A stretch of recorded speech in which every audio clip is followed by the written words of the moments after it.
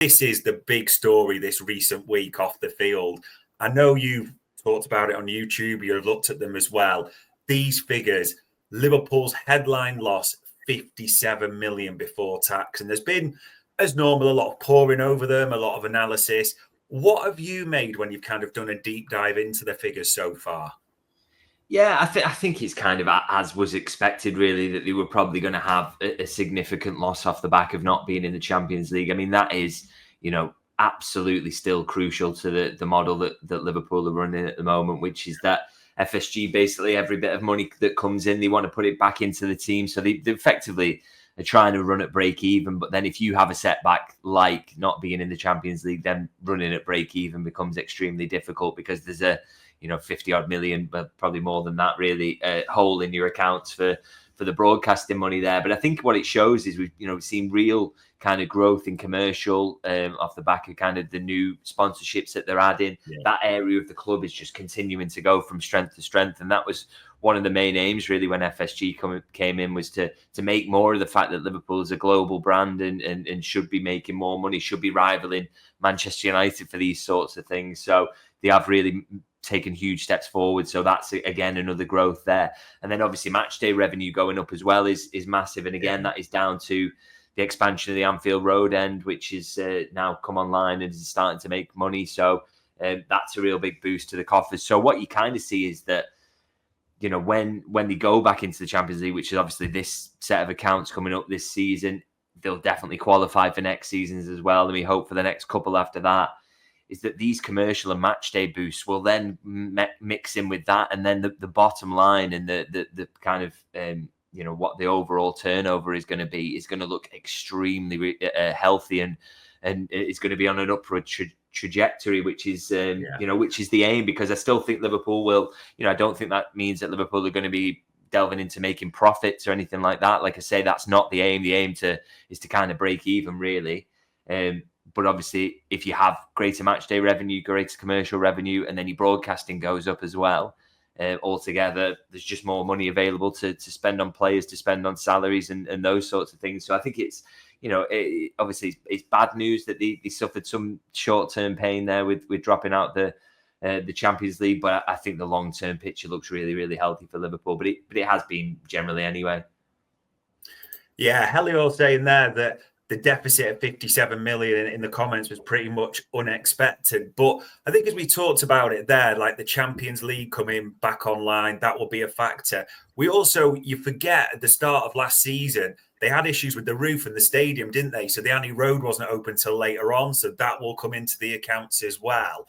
So is it almost expecting for you that with a season in the Champions League, how well we've done, fingers crossed, league title money, etc., that'll probably correct itself for the next set of accounts, so to speak?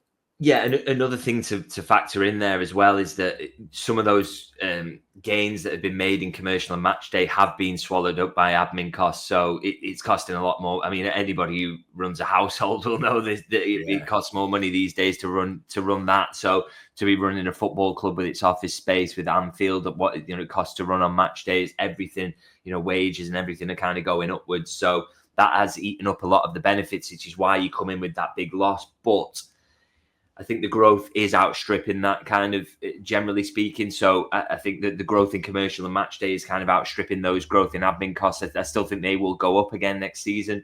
But when you factor in that Champions League football is going to come back, I think Liverpool are going to be kind of hitting a nice spot, really, in terms of, again, like I say, I don't think they're not bothered about the small losses or whatever. It's not kind of run like that. The idea is to kind of get in and around break even. So you think the year before was a 9 million loss. That's probably in the realms of kind of acceptability for how they're going to run it. So I wouldn't focus too much on that kind of that 57 million deficit. I just think when you see them, like I say, match day going up, commercial going up, and then you throw the Champions League on top of that, yes, with a little bit of growth in admin costs, but they should kind of even each other out. And I still think there'll be a lot more available cash there for Liverpool. But I mean, having available cash for transfers and wages has not been an issue for Liverpool in recent years. So I guess it doesn't have a huge impact in that sense, but the more money you can get in, the more money you can pay for players. So it's always a good thing, I think.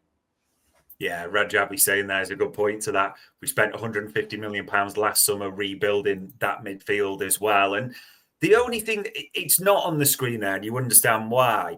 There's been a mixed reaction to this. In the accounts, it was seen that Jurgen Klopp and his staff had received a £9.6 million settlement, I think it was phrased. Some people describe it as a payoff. I've seen a few say, if Jurgen's resigned, why is he getting that type of money? And I kind of get a point, but then I also think the staff have the impacts of his decision as well. What's your take on that settlement, if we call it that, for Jurgen Klopp and his staff? Yeah, it's a strange one. I can't say I'm an expert in these sort of contractual issues, and people I've spoke to about it couldn't really give me a kind of satisfactory explanation around that. I guess a lot of the payoffs will be for staff who they kind of didn't decide they were going, so they would get paid off as you allude to there. But obviously, I guess a big chunk of it will be payments to Jurgen, and what it was put to me was it's just what he's kind of contractually due. But I personally don't understand it really. I mean, it's the comment there coming in that he deserves every penny, which is probably fair enough. And I think a lot of fans would see it as that. But it's a little bit of a strange one for someone who kind of resigned to get a payoff or severance pay of any sort. Does seem strange, but we're just told that is kind of what he was owed or whatever. So yeah, a bit of an unusual one. But like I say, I'm not an expert in these football contracts and exactly how these kind of things work, and whether there was a break clause of some sort that allowed him to get that payoff regardless.